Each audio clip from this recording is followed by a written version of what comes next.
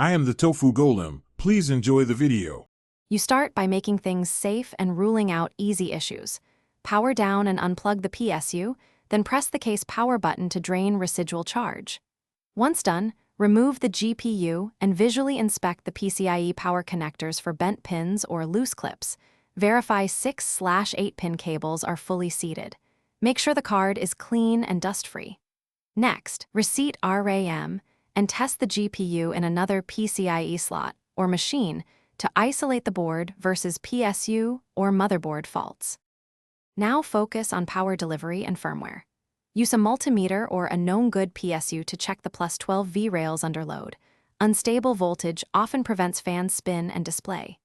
Connect PCIe power cables directly from PSU to GPU, avoiding adapters.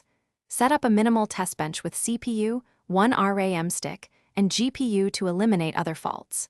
If fans still don't spin, try manually spinning them to check bearings. Then boot and use motherboard BIOS/UEFI fan control or GPU firmware recovery. For final steps, confirm the display path by installing a spare GPU in your system or testing the suspect GPU in another PC.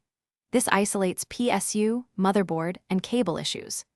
If fans remain immobile but card shows signs of power, consider replacing fan assembly or diagnosing MOSFET/regulator circuitry. These are common failure points. If hardware repair is beyond scope or card is under warranty, prepare a concise fault log including measured voltages and post LED/beep patterns and submit it to vendor RMA for faster resolution. Thanks for watching. Consider subscribing if we helped you today.